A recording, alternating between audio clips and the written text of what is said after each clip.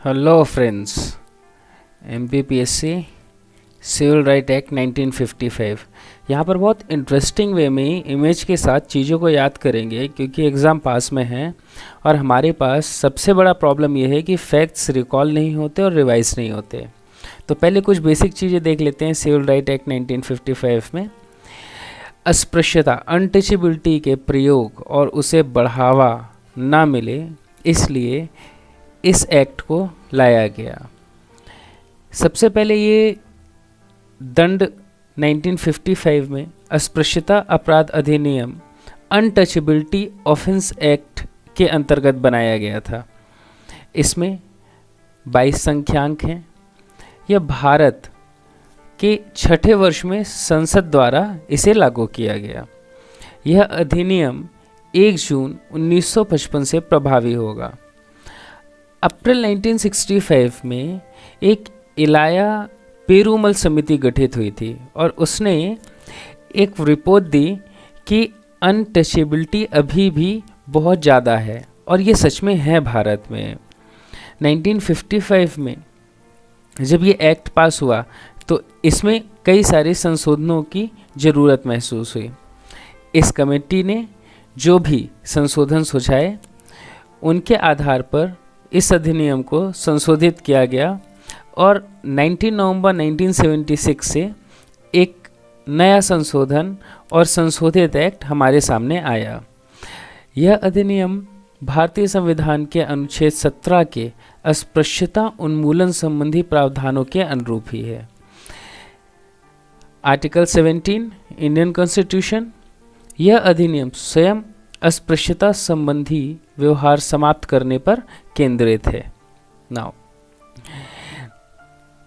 ये जम्मू कश्मीर सहित पूरे देश में लागू है। अगर आपको पता हो तो जम्मू कश्मीर का जो संविधान था वो 1956 में बनकर तैयार हुआ था। एमपीपीएससी में इस पर भी पहले क्वेश्चन पूछा जा चुका है। तो 56 तक तो जम्मू कश्मीर का संविधान ही नहीं बना था। 56 के बाद वहाँ आर्टिकल 370 लागू हुआ। तो 1955 का संविधान है, इसलिए एक्ट है, इसलिए ये जम्मू कश्मीर पर भी लागू होगा। अब सबसे बड़ी प्रॉब्लम होती है कि हमें इसकी धाराएं याद नहीं रहती और सीधे धाराओं पर क्वेश्चन पूछता है। तो पहली और दूसरी धारा तो हम सबको याद रहती है, नाम और परिभाषाएं। तीसरे से हम देख लेते हैं एक बार। 3, हिंदू धर्म में 3 देवता हैं। धार्मिक नियोग्यताएं 3 धर्मों के देवताओं पर, इसे याद रखिएगा। 4, हमारे चारों तरफ समाज, हमें हर तरफ समाज दिखता है और समाज में व्याप्त बहुत सारे अनटचेबल्स और अनजस्टिस चीज़ें दिखती हैं। जैसे यहाँ पर देखिए, ये एक पंडित जी हैं, अपने बच्चों को पढ़ा रहे हैं और यहाँ पर ये छोटे से बच्चे बाहर हैं। तो सामाजिक स्तर पर जितनी भी नियोग्यताएं हैं वो 4 के अंतर्गत आएंगी। 5, अस्पताल आदि में व्यक्तियों को प्रवेश करने से इनकार करना। व्यक्ति जब अस्पताल जाता है तो आजकल हमारा जो हेल्थ सिस्टम है उसमें एक बार घुसने के बाद आदमी सिर्फ पंच तत्वों में ही विलीन होता है, या फिर इसे ऐसे याद रखिए कि जब पंच तत्वों के ऊपर नीचे कोई कमी आती है तभी हम अस्पताल जाते हैं। तो धारा 5 में। धारा 6 में माल बेचने या सेवा देने से इनकार कर देना। ऋतिक रोशन की 6 उंगलियां, यहाँ पर फोकस रहिएगा। तो यहाँ पर हमने ऋतिक रोशन को रख लिया अपने पास कि तुम हमारा माल बेचोगे। अब अगर ऋतिक रोशन मना करता है तो, या माल बेचने से इनकार करता है, तो वो अपनी इन 6 उंगलियों से एक इमेज दिमाग में बनाइए और इसे याद रखिए कि हमने ऋतिक रोशन को अपनी शॉप में माल बेचने के लिए रखा था। क्योंकि वो एक्टर है, कई लोग आएंगे, हमारा फ्री का ऐड का खर्चा बचेगा। अस्पृश्यता, उद्भव, उद्भूत और अन्य अपराध के लिए दंड। एक मूवी याद होगी, हम साथ साथ हैं। हम साथ साथ में पहली मूवी बड़ी अच्छी सी चलती है, अगर नहीं देखी हो तो एक आध क्लिपिंग देख लेना या किसी से स्टोरी सुन लेना। इसमें पहली चीज़ें नॉर्मल चलती हैं, फिर इन तीनों के बीच आपस में ही लड़ाई हो जाती है और लास्ट में फिर मिल जाते हैं। तो यहाँ पर इन कपल्स के सिविल राइट बहुत ज़्यादा दाएं बाएं अनबैलेंस हो रहे थे, इस वजह से ये अपराध अस्पृश्यता उद्भूत अपराध प्रकट हुए। या फिर ऐसा भी समझ लेना उद्भूत तो शादी के बाद वैसे ही आदमी भूत बन ही जाता है। Okay, now come to the next point. कुछ दशाओं में 8 में कुछ दशाओं में अनुज्ञप्तियों का रद्द या निलंबन किया जाना। अब इसे रद्द या निलंबन से याद रखिएगा। 8 फॉर गेट, 8 बोलो और गेट बोलो, दोनों सेम राइम्स हैं। तो कभी भी हम जाते हैं धारा 8 के अंतर्गत तो सरकारी ऑफिसों के गेट हमेशा बंद रहते हैं और वो हमारी अनुज्ञप्तियों को रद्द कर देते हैं या निलंबित कर देते हैं।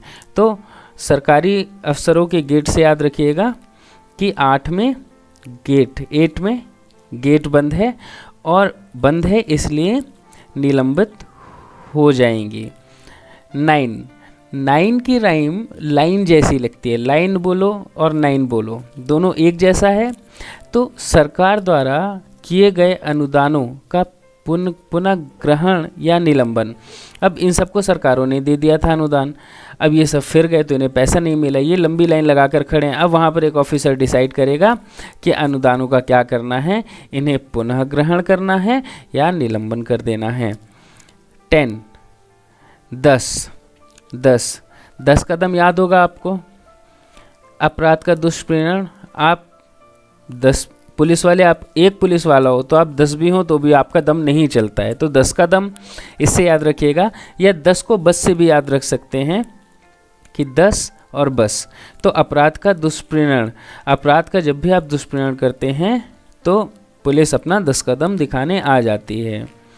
11 पाश्चात्यवर्ती दोष सिद्धि। पाश्चात्यवर्ती दोष सिद्धि के लिए ये याद रखिएगा कि अमेरिका पर यह हमला हुआ था, ये टेररिस्ट अटैक हुआ था ट्विंस टावर में, क्योंकि अमेरिका पहले से बहुत ज़्यादा ऐसे जगहों की इंटरनल पॉलिटिक्स में इन्वॉल्व था। अब अमेरिका पहले से उन्हें बुरा मान चुका था तो उन्होंने इसका बदला लिया था। तो यहाँ पर ये 2 टावर देखो 11 जैसे दिख रहे हैं, तो पाश्चात्यवर्ती दोष सिद्धि, इस इमेज को दिमाग में रखिएगा और ये याद रखिएगा कि पश्चिमी देश में अपने दोष को सिद्ध करने के लिए यहाँ पर ट्विंस टावर में इन्होंने अटैक किया था। धारा 12 12th क्लास सबको याद होगी। हम जैसे ही 12th में पहुँचते हैं हमारे मम्मी पापा कुछ मामलों में उपधारणा बनाने लग जाते हैं, क्योंकि वही हमारे न्यायाधीश हैं तो वो हमारे मामले में उपधारणा बनाना शुरू कर देते हैं कि अब क्लास 12th में पहुँच गए, उपधारणा बनाओ।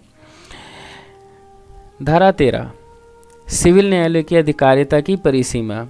जैसे ही परिसीमा की बात आती है और सिविल न्यायालय आ जाते हैं तो वो एक दूसरे पर कटाक्ष कसने लगते हैं। तो जिसका मुंह बड़ा है, मतलब जो बड़ा न्यायालय है, वो दूसरे वाले न्यायालय पर एक वजनदारी दिखाता है। तो इस इमेज से याद रखना, 3 का मुंह बड़ा है, 1 का छोटा है। 14 कंपनियों द्वारा अपराध। अब देखो जैसे हम 14 साल के होते हैं हम कंपनियां ढूंढने लगते हैं, ऐसे आगे कोई कंपनी जा रही है, पीछे हम लोग जा रहे हैं कि शायद कंपनी बन जाए, पर कोई हमारी दाल नहीं गलती। तो ये मुंडी से याद रखिएगा, इसका फेस यहाँ पर है, ये फेस, इसके पीछे शायद कंपनी बन जाए। 15 पर आते हैं। 15 अगस्त से याद रखना भैया, अपराध संज्ञेय और संक्षेपत विचारणीय। तो ये संज्ञेय और संक्षेपत विचारणीय। 15 अगस्त के दिन अगर कोई अपराध हुआ तो वो संज्ञेय होगा और संक्षेपता होगा, क्योंकि 15 अगस्त हमारे लिए एक नेशनल सेलिब्रेशन का डे है। 16 स्वीट 16, जैसे ही 16 साल आती है हमें कंपनी में मिल जाती है और हम कई विधियों पर अध्यारोपण करने लगते हैं। इसे अपने अपने हिसाब से अपनी अपनी कहानियाँ बनाइए। And thank you to you to all.